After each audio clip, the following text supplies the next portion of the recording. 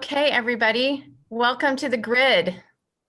This is the first in what we hope is a series around how I got my job, where alumni will be sharing and connecting with all y'all about what it took for them to kind of land where they did and share their stories and encourage and provide their experience. Before I ask Sierra's question, I also want to remind y'all that this is being recorded and that the views and things expressed today by our panelists are on their personal behalf as alumni and do not represent anything on behalf of the company or the company's views in any way. So I guess with that, I'm going to start with Sierra. Sierra Batten is a recent graduate of the University of Oregon. You were a math and computer science major. You're now a full stack software engineer. If you would let us know a little bit, we know that tech and sports apparel attract mostly men, and you are a woman in these two industries. Why don't you share a little bit with us about your journey and what advice you would give and attitudes you would encourage for students to embrace? I was a double major in computer science and math. In terms of my journey, I knew that I liked math. I wasn't sure if I liked computer science yet, but I decided to try it. And so my junior year, when I was starting to look for like internships and things, I saw that the Career Center had me with them. So I signed up with the practice interview because I felt like I didn't know enough to like do the actual interview yet, but the Career Center encouraged me to do the real interview, and I ended up getting the job, the internship. And it was supposed to be like doing mostly back-end Java things, which was stuff that I was learning in computer science in the major. But then on my first day, I showed up and I ended up doing all JavaScript React work, which I had done JavaScript for a week or so. So I basically my first week I just like read books and studied Stack Overflow like crazy. But then by the end of my internship, I was gaining confidence. I was in a team of like college age students or post like recently college, some from OSU, and we all like worked together. And by the end of it, making like UIs look pretty was called Sierraification. So I definitely like felt like I was there. I had a good reason to be there, and the company has been super welcoming. Yeah, and then I went back to school and did my senior year, and I was involved in Wix, which really helped me like feel included. I don't know if any of you have heard of Wix, but Wix is a student association with the computer science department. I totally encourage meeting up with any of them. And then when I was graduating, starting to look for real jobs, I was looking for jobs all over the place, but my manager for my internship was like, Sierra, we need you to come back. Like, please come back. So I went back and started doing the same job, and the person who had trained me in like everything I knew about JavaScript left the Friday before I joined. So then I was showing up as the only person who knew how to do any front end stuff. So I was the UI expert, which I definitely felt like a little bit, I'm not sure I am, but with a like, I can learn this, happy to work hard attitude, then like, that's really what helped me. Obviously they like me and I feel reassured by that.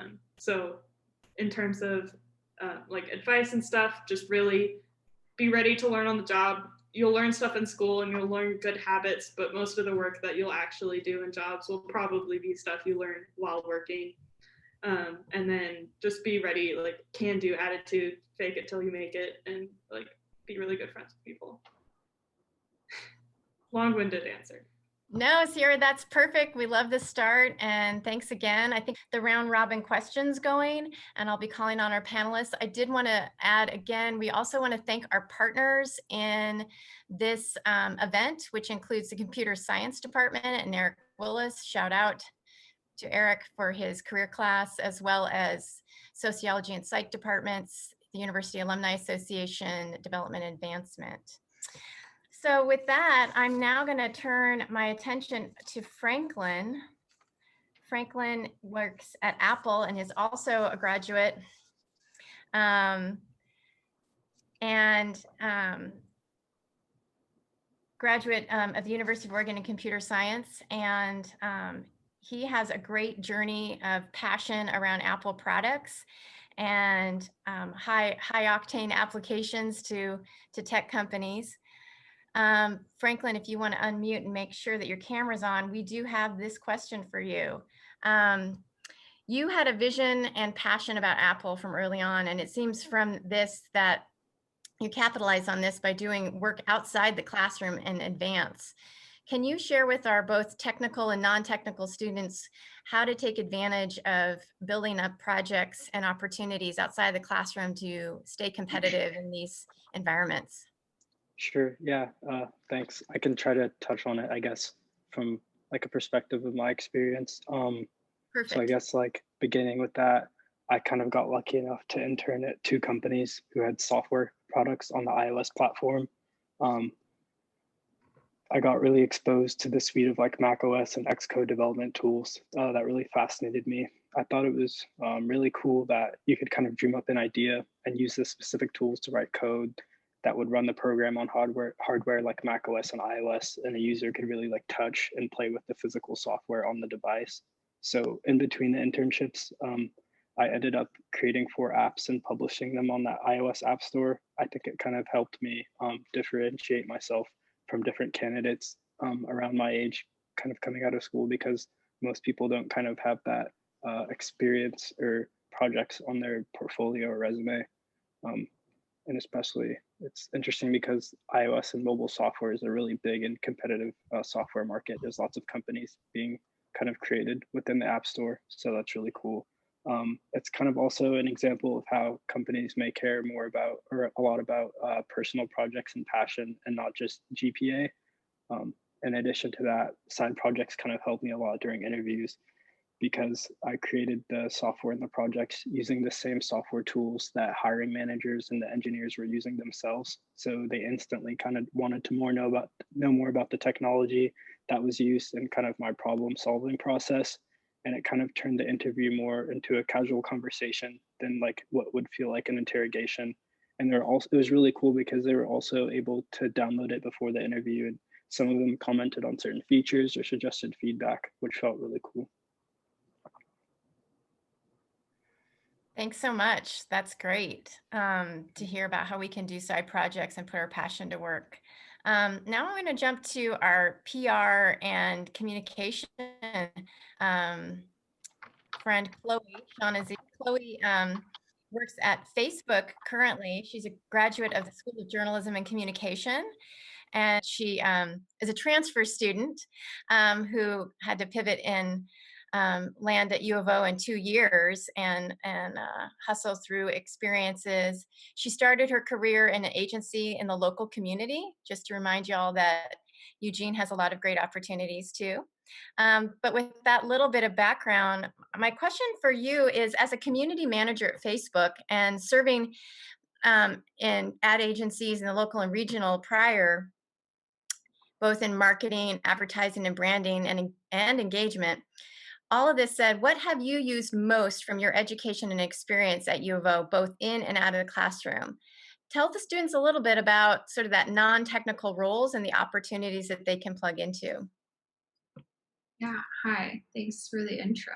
I think I can kind of bucket these skills into like two different categories, right? It's like the softer skills and then the more technical aspects. And while I by no means do anything coding wise or technical in that regard, I do work with a lot of people who do.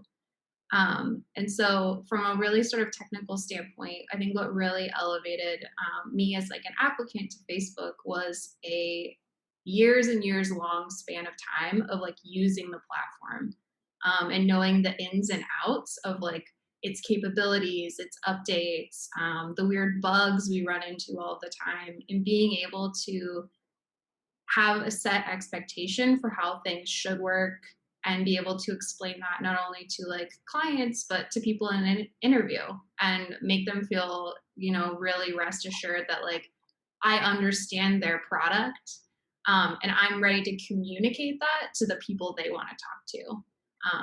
Because as someone in PR and in like the sort of communications marketing org, like you have to know it almost better than they do sometimes in a way that's digestible for other people to understand it.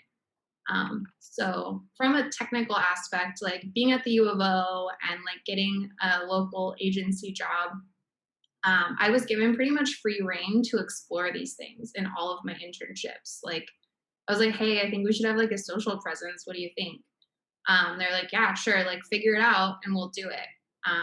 And that was, just like enough lead rope for me to like really kind of like go in and dig into the things that I think were really fruitful, and then come back and get to practice them.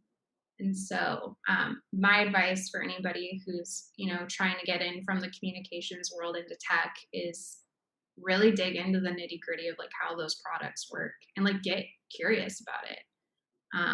There's lots of great resources and updates about the tech world and like how those things kind of like evolve over time. So like just kind of like dig around. There's lots of great like articles online and like resources to look at. And then as far as like the soft skills, I think being at the School of Journalism, I don't know how many of you are in there, but that you are put in so many group projects and are thrown into so many different kinds of situations. And I think that honing in on those soft skills of being able to work with different personalities, being able to communicate effectively what you're trying to achieve, and really being good at like time management, which is, kind of goes without saying, like you're building the habits in college that you'll take with you into future careers. And I say careers plural because I think you can definitely have more than one. That I think that really the combination of getting the opportunity to technically explore these things and then practice them with a variety of people and like figure out how to work best on teams and like on a sort of like solo adventure really helped me. And I think being at the U of O and at the agency was the perfect space to like cultivate these skills because it was such a welcoming environment and they were down for you to do anything, really. You just kind of had to like ask.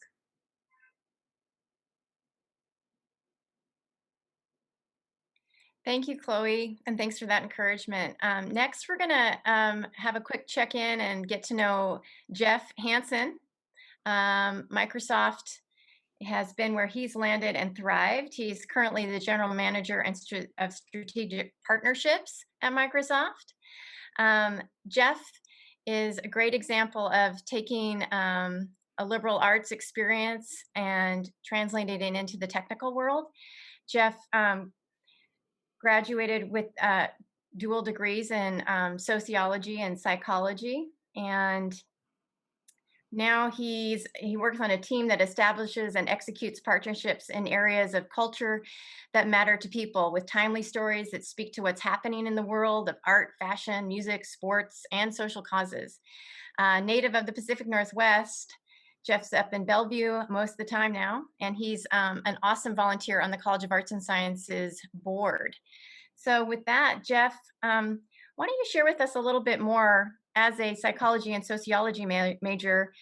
Tell us about your education and experience in these majors that supported and translated your career, story. And what advice would you give to students that are in these non-technical areas about how to translate that and plug into these technical company environments? Sure, I'll try to be brief. First, hi, and thanks everybody for being here. Yeah, it's interesting. On paper, I think I had a non-traditional kind of career path, but there's a lot of experiences and learning that I had in the College of Arts and Sciences that directly apply to my job, my career, and I'll just point to a few. One, psychology and sociology obviously is the study of humans and human behavior.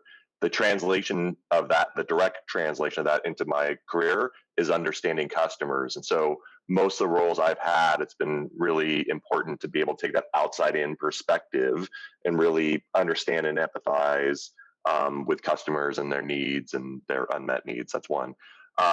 Two, I'd say increasingly, so many jobs in the world, it's important to deal with data. understanding how data is collected, what's quality data, what's not, how to use it to drive decisions.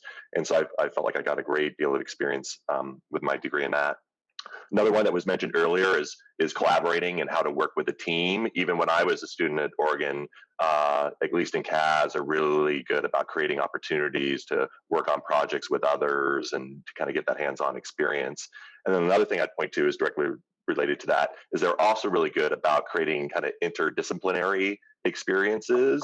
And so in my job, rarely am I in a meeting or working on a project where I'm just there with other marketing folks. It's marketing with engineering, maybe with legal, with community affairs, et cetera. So yeah, it's been interesting for me. In retrospect, I never had a single business class at Oregon, and here I've spent 29 years at Microsoft, largely working in business functions. But my education experience has been a direct translation.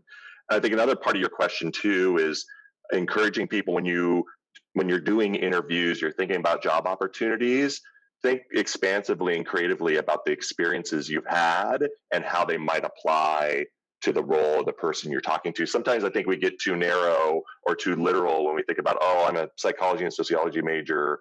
What does this have to do with PR? But if you step back and think about it differently, I think you'll find that there's a lot of interesting stories you can tell about your experiences that are relevant to the role. Thanks, Jeff. That was great. Now I want to introduce you to Natalie. Natalie Thomas is an alumni of the College of Design, and Natalie's had a great deal of experience landing at the Good as a director of CRO and UX strategy.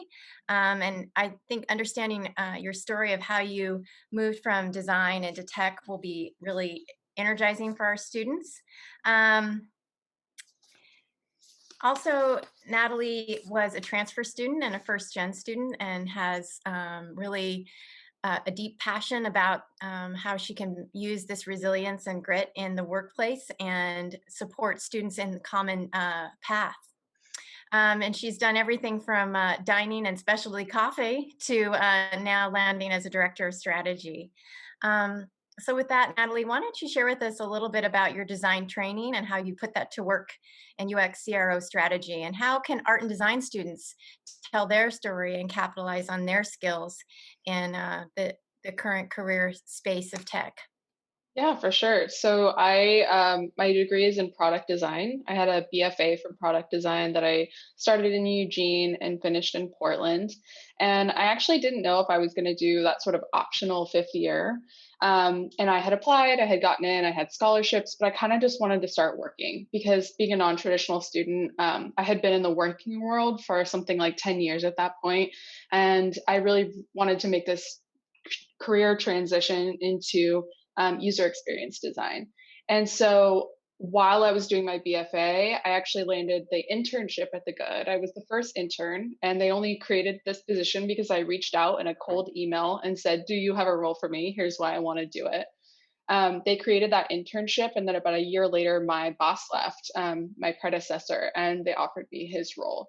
And so I think being from the product design school, I saw a lot of majors come through. I don't think I saw too many from product design or super close design disciplines, but I know a lot of you are really used to, group projects and critiques and taking a project brief and translating that into a project. And those are the skills that I really value coming into this role, both as a designer and a strategist, and also as a leader. I think criticism is like a really strong skill that cannot be like understated, the value of that, and the value of being able to give generously and receive generously as well. At my company, we have a great culture of kind of like open feedback loops. And what it does for us is I think it really just creates a culture of excellence. People are really always willing to like improve their projects and hear from other experts, defer to someone who might know a little bit more about a particular space that you're working on. And being able to leverage that to propel us forward as a company. It's like we're going forward as kind of an army, and no project is just our own. So that's kind of the culture of criticism and feedback and what that experience brought. Another thing that I really that spoke to me about what Jeff said was just being able to bring that experience of really translating the needs of someone else and really being able to understand. I think Chloe mentioned it too, just really understanding like you're getting these project assignments from your professors, and to be able to turn those into a project and then go stand in front of a room and say, this is why this is the best result of the brief that you gave me, and argue for that and be able to stand up for that work. Having confidence in that presentation, I think, is something that is invaluable in this space as well, particularly in user experience design or any kind of design, because I'm selling to clients, but you might be selling to a stakeholder or your boss or your peers about why this idea should go forward. And showing up prepared is something that that product design degree really gave me. Thanks so much, Natalie. Some great tips from everyone. And we've got a couple more panelists introduced, and then stick with us because we'll get rounds where you can be jotting down right now the questions you have, the things that you want to learn. So with that, I'm going to turn our attention to software engineer, specialist engineer at Google. Philip is with us. He graduated in 2016 in computer information science and math. Philip's specialist engineer, where he helps clients optimize their website performance and user experience. He's also an honors college grad and started out in biochemistry and suddenly thought, this isn't the place I want to land. And so hustled to a couple other majors. Philip shared with me that in his journey that he landed not his first pick in some of the jobs that he was applying for, but I think it's an interesting story to kind of understand how each of the places you land will build your experience and help you identify better like what is a good fit. And so with that, maybe you can tell us a little bit about how did you learn from where you landed, and about what does it mean to stay flexible and adaptable and yet still focus on kind of that dream space you want to work in. Yeah, sure. Hi, everybody. My name's Philip. So when I was looking for jobs, I applied obviously to a bunch of places, and, the developer jobs that I did get, they weren't quite what I wanted, either because of, maybe the company wasn't the right fit, or I wasn't working with the technologies that I wanted to work with. So like, one company I applied to gave me a job, but they wanted me to be like a .NET developer, and I was like, I kind of don't want to do that. I want to do like web development and stuff. But I couldn't find a place that would like had what I wanted. But then a company reached out called SAS, which is like a enterprise analytics software company. It's very, very much B2B, which is why a lot of people haven't heard of it. So it's like they only really work with businesses.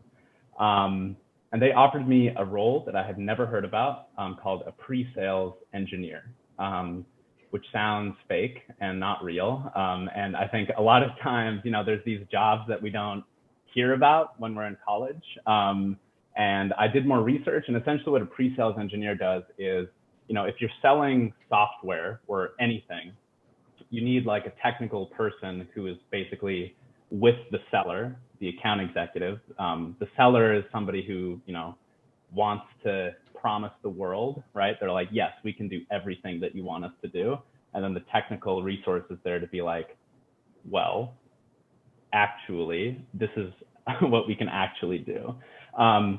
And the reason I took it was because it had like the technical aspects I wanted. So I was, helping with the software and like presenting it to clients and, helping integrate it into their systems. But then in addition, there was like a big like presentation and kind of public speaking part to it, right? Where I had to, put together an argument or a presentation or whatever and present it internally and externally to lots of people. And so that kind of experience I thought would be valuable in the future because I enjoyed that kind of stuff. And then I was able to kind of turn that into my role here at Google, which is as a consultant essentially to our clients to help them optimize their mobile sites. So I was able to take that thing I was missing, which I wanted kind of that web developer role, but then I combined it with the experience that I had at SAS as like a consultant and turned it into the role I have today, which I enjoy very much. So I get to, we used to be able to travel not anymore, but we used to travel to client sites, give code labs presentations. I was speaking to rooms of, 100 people to talk about the latest web technologies that we had released and how to integrate them into your site. So that stuff was a lot of fun, and we still get to do that virtually now. But that was kind of one way that I turned, not my optimal result right out of college into something that I'm, very happy with now. Something else I want to mention is that in college, there's things that at the time I didn't think would be relevant to my career, but then ended up being relevant. So I was actually on the UO mock trial team. So if you've heard of the mock trial team, good for you. You should join. It's an awesome program. I was a witness. We had a lot of fun, but through that, I learned a lot about public speaking and, presenting to a lot of people. At the time, I didn't think it was anything more than just a fun hobby, but it actually turned into something that I kind of utilize every day. And then in addition, I was a tutor. So I tutored mathematics. So I did algebra and calculus, and kind of that experience as an educator is something that I still use today for client meetings and, workshops and whatever it is that we might throw, as well as internally, I actually still teach classes on like JavaScript to, anybody who wants to learn web development at Google. So yeah, there's a lot of things that you might not foresee being useful, but if you enjoy something, there's probably a good chance that it's something you're good at. And so you should invest in that. And there's always going to be a role that, takes advantage of that. Awesome, Philip. Thank you so much. And I'm going to introduce Josh Levine. Josh works with Portland General Electric. PG&E is a utility company that provides incredible service to our region and community, and is pretty high tech. And he's going to tell you a little bit more about that. He is now a manager of 80 plus people, though he started in computer science. He's developed into a leader and manager. He's a developer by training, a system administrator by experience, and an energetic leader of people now. He was born and raised in Oregon's Applegate Valley, which I think is a little bit more rural than even Eugene, but now lands here in Portland. And Josh, why don't you tell us a little bit about, you've had a full and dynamic career in the tech industry, and now as a manager and leader at a large department at PG&E. There are a variety of roles and positions in technology and innovation in these kinds of companies. But as a manager and a leader, what advice do you have for our students seeking a company that aligns with their values, and how to go about researching and being assured that this is what they're landing at, and what to look for? Sure. Thank you for the introductions. So I started my career as I left Oregon back in the 90s, where basically everybody was like, what's the dollar figure? How much are you going to pay me when you enter the, your career? I think a lot has changed over time here. And as I see people applying now, you're much more interested in what is it the company that you're applying for is doing. And you can obviously go to everybody's website. Everybody has some diversity stuff out there, right? But you really have to dig under that to understand, what that company's about. So at Portland General Electric, for instance, there's a lot going on. We care about our community. So we serve the greater Portland area. We're the largest utility in the state of Oregon, down to Salem. That's a big responsibility to that community, because as you think of the things going on, you need food, but you also need power to put that stuff in a refrigerator. It's very important. So I think as you guys go out for your career, and I love what the other speakers have said about the things that they're doing and looking for. But as you go as your career and you talk to a recruiter, or you dig a little deeper, ask them how they build up, people that are coming in as new employees, or how their intern programs work. Is there mentors set up within the company? Is that assigned? How many dollars do they actually put towards education? What are the things they're looking for that are going to help you, right? Because bottom line is, a company should be investing in you to grow, because you're an asset. It's very expensive to hire someone. The amount of money involved in that. A lot of companies have to get something back for, right? And that's you as an individual and your skills. So dig into that stuff. I'd also say check out what their mission statements are. Like, what do they stand for, right? So you'll see things like some of the people that work for Google and Microsoft, and I care because I work for utility, they have goals about green energy, right? And how they're going to do that. If that's important to you, then you see some matches, right? And just go down that list. So you should pretty much create a personal list of the things that matter to you. And does that align with, the companies that you're going to work for? Because it makes a big deal. You're going to spend more time at your job than you're going to at home at times, right? So it better be a place you like to work for, you enjoy, right? And it means something to you. And I can tell you my best employees are those that are invested in our company. The ones that are just there to earn a paycheck, they don't last very long. You can tell, it's very obvious. So that's, I think the best thing I can say is learn what your company stands for, or what company you want to work for. Thank you each so much. I guess I'm going to do one rapid fire round with each of the panelists before we move you all into breakout groups. And why don't each of you on the panel just say what one quick piece of advice do you have for students that they could do right now to make a difference? Syria, one quick. Network with your peers 100%, especially when you're getting like your first couple jobs. Knowing someone who's at the company or knowing like someone who had an internship, it'll really help you get your foot in the door. Okay, Chloe. I would say informational interviews. Don't be afraid to reach out and just like chat with people, pick their brains. So I think often learning just a little bit more of what's underneath of the surface of these roles will help you decide if it's worth pursuing more for you. Franklin. Hello.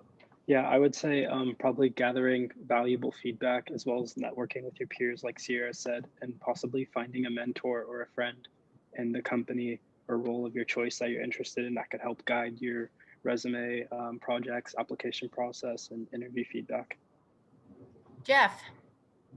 I'd say everything that's been said and more, do one of them at least once a week.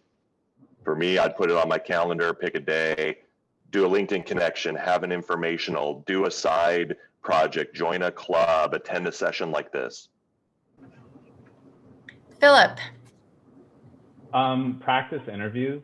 Like get one of your friends to actually grab, especially for coding interviews, take a coding question that you haven't seen before and pretend that you're in a formal environment and actually do it on a whiteboard. I found that to be really helpful, and it's kind of a way to basically get a free interview under your belt without actually having to go through the trouble of doing the whole job application and the stress of it being real. So that helps a lot. Natalie. I would say ask for things from professionals. Being a student gives you a lot of leverage. People will say yes to you in a way that they might not say yes when they perceive you as competition. So while the stakes are low, ask professionals for their time and be explicit about what you're requesting. Don't ask for a job. Tell them you just want 15 minutes. If it's non-COVID times, buy the coffee during the conversation. Learn the etiquette there. And then the second one, because I can't just pick one, is learn about the resources on campus. They are for you and you're paying for them. I was very undereducated about all the things that folks on campus are doing for folks like you, and they are for you. So look around, see what else folks are offering. Ask your peers what resources they really value on campus, because it's part of your tuition. Thanks for that, Natalie, 100%. Josh, one quick final word. Sure, build your communication skills. So both, as people said, practice interviewing, but practice presentations. I've seen people walk into interviews who are probably the brightest people in the world just die right there because they can't communicate, right? And if you can't communicate, you're not going to be a resource for that company. So with that, I just want to add from the University Career Center that take advantage of our career coaches, our resume reviews, our practice interviews. Be sure that, I know you saw this through Handshake, that you got your profile up and you're letting Handshake know what you're interested in doing, because it will alert you and send you info. People want to hire young, early talent.